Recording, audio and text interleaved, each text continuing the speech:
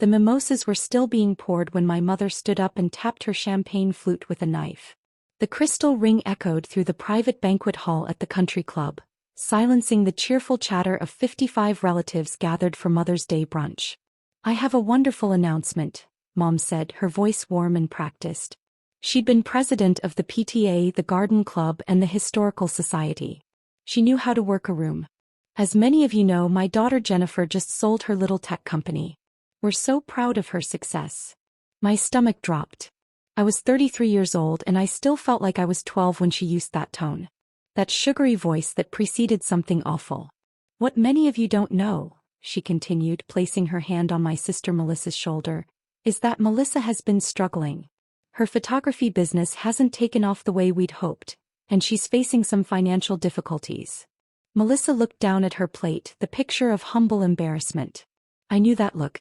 She'd perfected it at 16 when she totaled my car and convinced our parents it was my fault for lending it to her. "So Jennifer has generously decided to give Melissa her proceeds from the sale," Mom announced, beaming. $500,000 to help her sister get back on her feet. Isn't that wonderful? The applause started before I could process what she'd said. Aunt Linda was wiping tears from her eyes.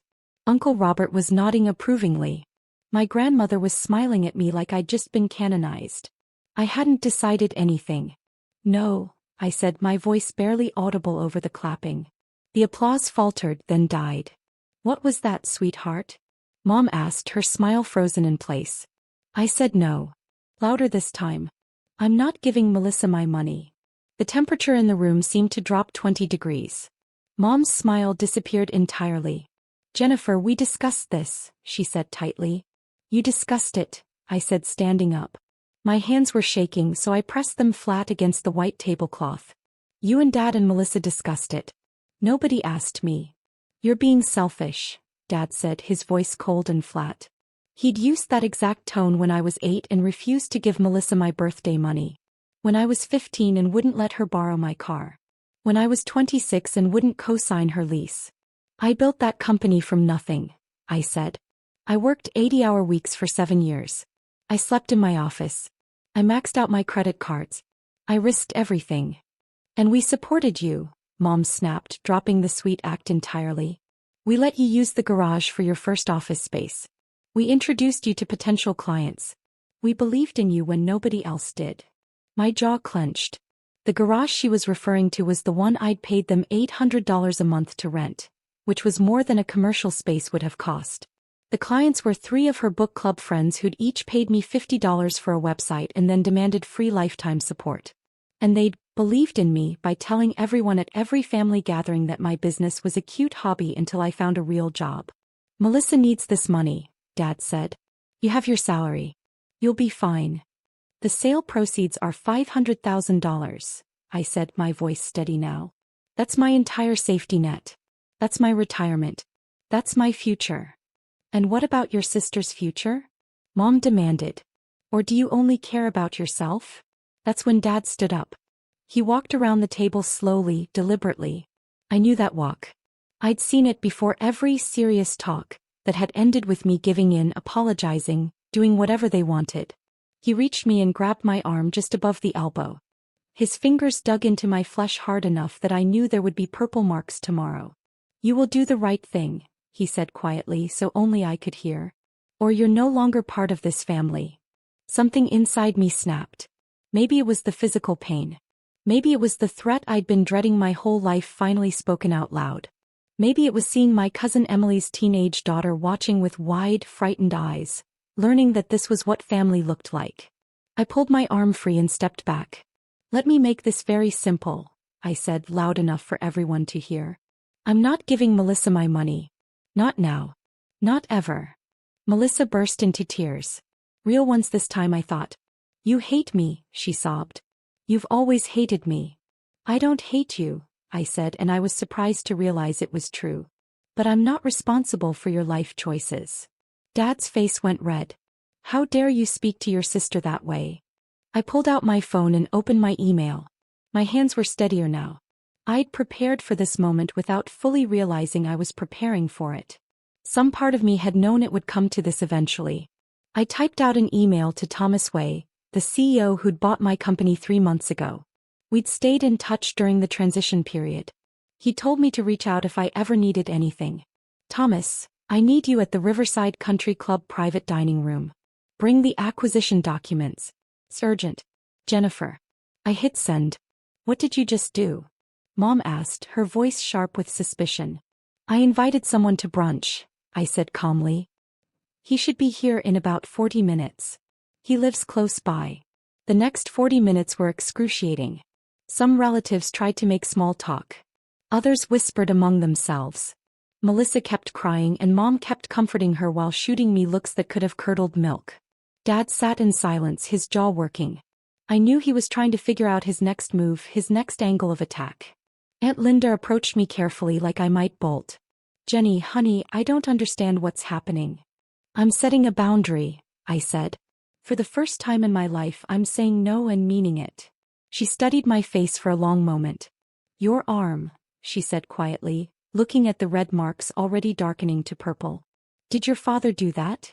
I nodded. Her expression hardened. Good for you then. Should have happened 20 years ago. Uncle Robert overheard and started to object, but Aunt Linda cut him off with a look. When Thomas walked through the door in jeans and a Stanford hoodie, still looking like the 38-year-old tech prodigy he was, the room went silent again. Jennifer, he said, spotting me immediately. You okay? I am now, I said. Thank you for coming. He was carrying a leather messenger bag which he set on the table in front of me. You said to bring the acquisition documents. What's going on? I gestured to my family. My mother just announced to 55 people that I'm giving my sister the $500,000 from selling my company. I told her no. My father physically grabbed me and threatened to disown me. So I thought we should clear up some facts. Thomas's expression went from confused to angry in about 3 seconds. He looked at my arm where the bruises were now clearly visible, then at my father. You put your hands on her? He asked quietly. That's none of your business, Dad said. This is a family matter. Actually, it became my business when she helped build a company worth $10 million and I had the privilege of buying it, Thomas said. He opened his bag and pulled out a thick folder. Let me clarify something for everyone here. He opened the folder on the table where everyone could see. The acquisition price for Jennifer's company was $10 million, not $500,000, he said. Jennifer owned 85% of the company. After taxes and legal fees, her net proceeds were approximately $6.2 million. The silence was absolute.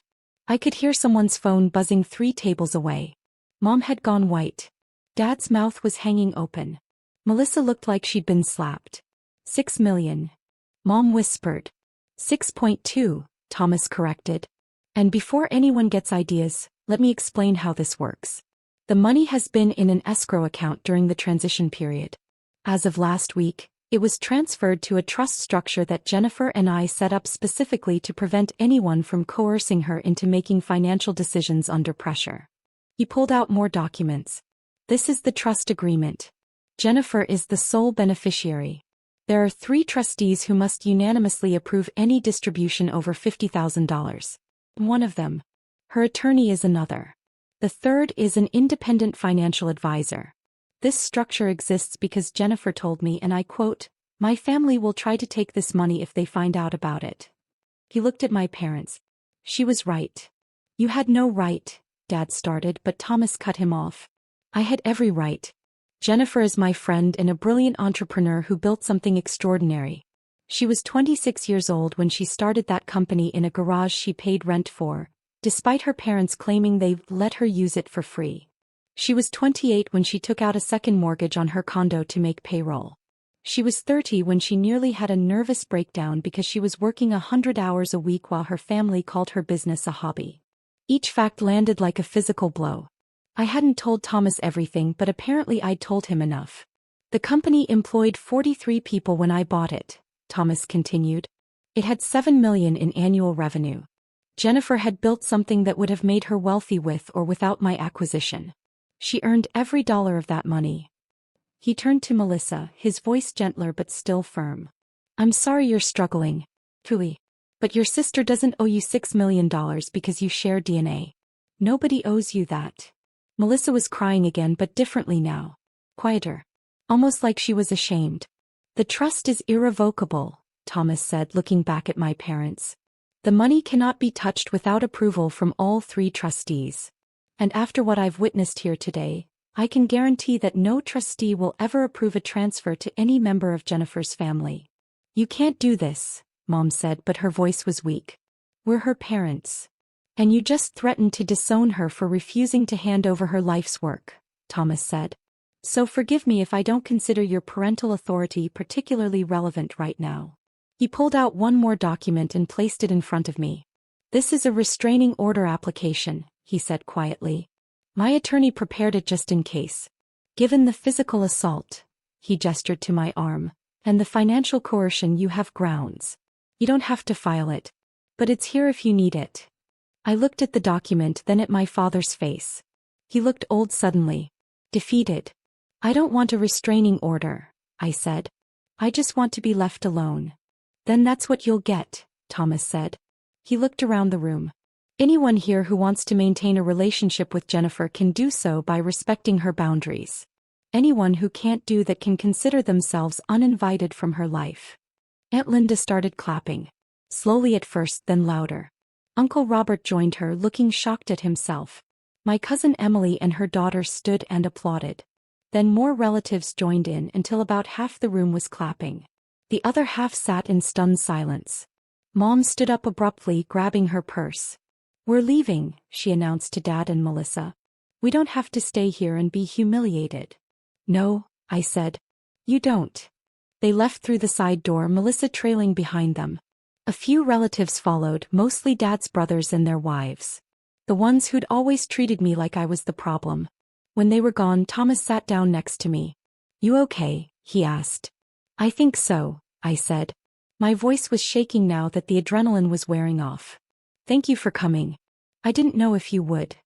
Are you kidding? You helped me build a $10 million acquisition.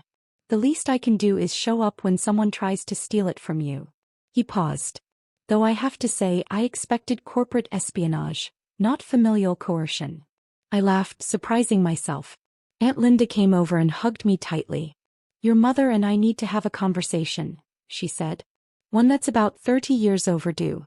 But you did good, honey. You stood up for yourself. I'm proud of you. Over the next hour, the remaining relatives slowly approached me. Some apologized for not speaking up. Others shared their own stories of family financial pressure.